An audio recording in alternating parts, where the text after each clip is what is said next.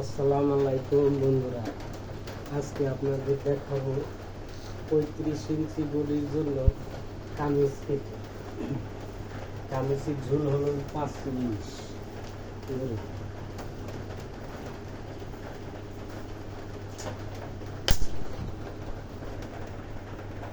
1 ইঞ্চি কাপড় কাট দিয়ে নিলাম।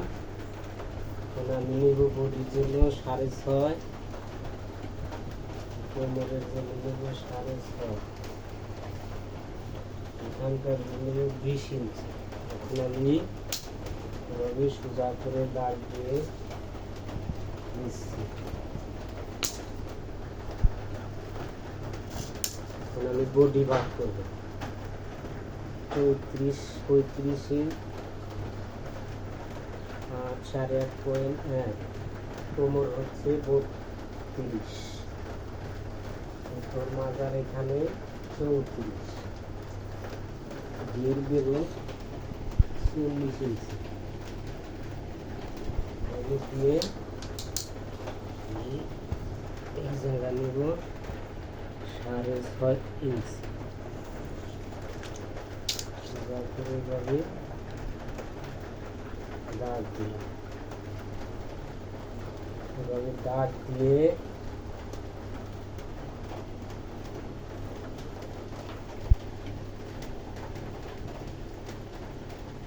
স্কিল দিয়ে এভাবে দাগ দিয়ে নেবেন। তারপর আমি কাপড় রাখবো সাইডের জন্য 1 ইঞ্চি। এভাবে স্কিল দিয়ে সোজা করে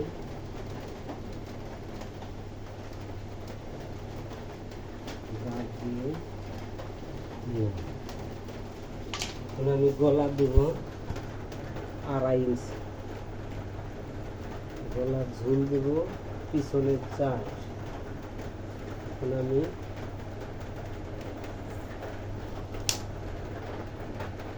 দাগ করে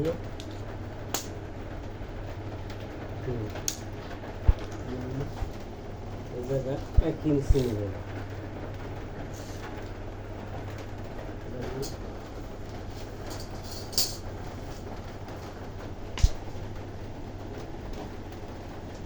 এই জায়গা 1 ইঞ্চি নিলাম। কেসি দিয়ে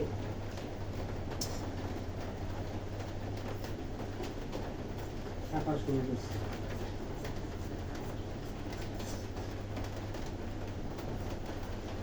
এরপরে আমি দাগ বরাবর কেটে কেসি সোজাভাবে ধরে কেটে ফেললাম।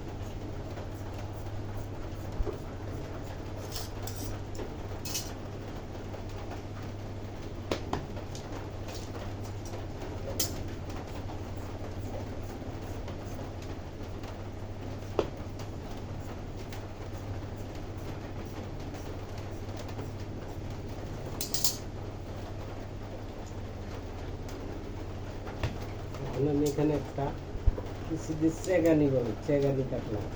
এই জায়গা থেকে বডি সেলাই এই কোমরও চেগানি কাটলাম, মাজাও কেটে নিচ্ছি। ঘুষায় নিচির পাটটা সরাই দিলাম। যেহেতু এটার ডিজাইনগুলো হবে সামনে, পিছনে হবে গোল গোল। দেখে পিছনে গোল গোলা কাটতেছি। আমার কামিজ কাটার শেষ। এখন আমি হাতা কাটবো। যেহেতু কাপড়ের পানা কম, সেহেতু হাতাটা জোড়া দিতে হবে।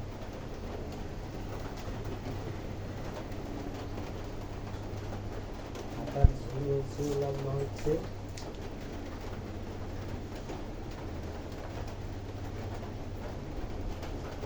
16 ভাঁজ করে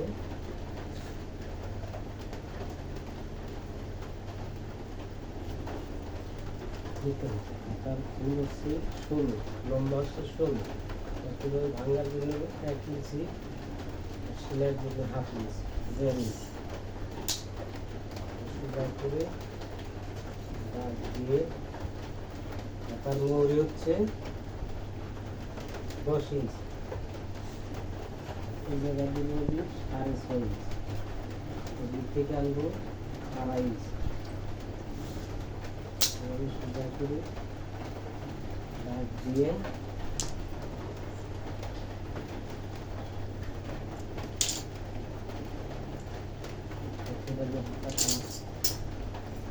কেটে দেবো।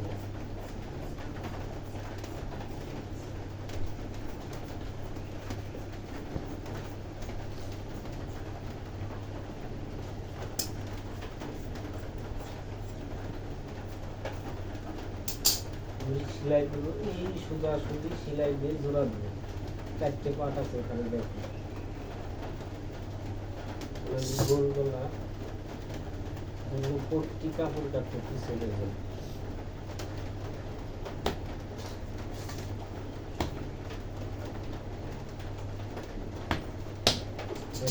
ঘোরাবো, কাপড় ফেলাইয়া নিচে এবং মাপ দিয়ে কাটতে হবে।